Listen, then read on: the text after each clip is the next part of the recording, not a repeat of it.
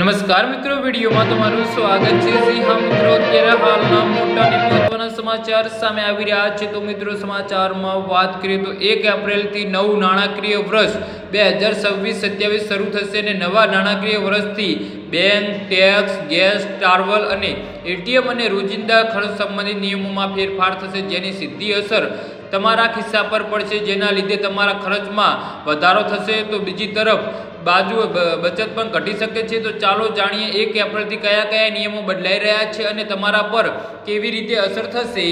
જી હા મિત્રો, સૌથી મોટો ફેરફાર ઇન્કમ ટેક્સ એક્ટમાં થઈ રહ્યો છે।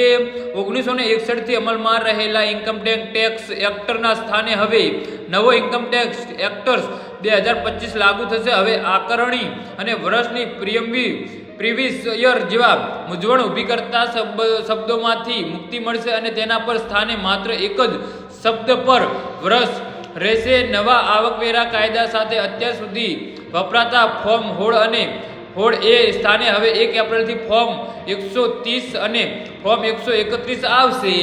જી હા મિત્રો, પાન કાર્ડ બનાવવામાં નિયમ કડક થયા છે। હવે માત્ર આધાર કાર્ડથી જ જન્મ તારીખનું વેરિફિકેશન ચાલશે નહીં, તેની માટે ધોરણ 10ની માર્કશીટ કે પાસપોર્ટ જેવા દસ્તાવેજની જરૂર પડશે। ઇઝરાયલ-ઈરાન યુદ્ધની ભારતમાં એલપીજી ગેસ સિલિન્ડરની અસર સર્જાઈ છે। તો આવી સ્થિતિમાં ફરી એપ્રિલ મહિનામાં રાંધણ ગેસ સિલિન્ડર મોંઘો થઈ શકે છે। સામાન્ય રીતે સરકારી ઓઇલ માર્કેટિંગ કંપનીઓમાં પ્રત્યેક મહિનાની 1 તારીખે એલપીજી સિલિન્ડરની ભાવ સમીક્ષા કરે છે।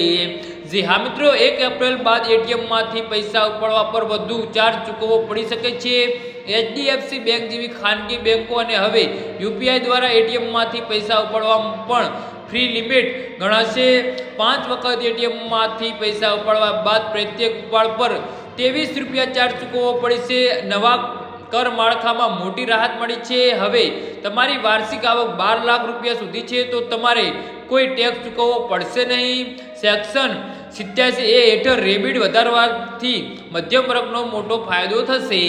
જી હા મિત્રો, તો આના વિશે તમારું શું કહેવું છે તો નીચે અમારી કમેન્ટ બોક્સમાં જરૂરથી જણાવજો અને અમારી યુટ્યુબ ચેનલને સબસ્ક્રાઇબ કરવાની ભૂલતા નહીં। ધન્યવાદ।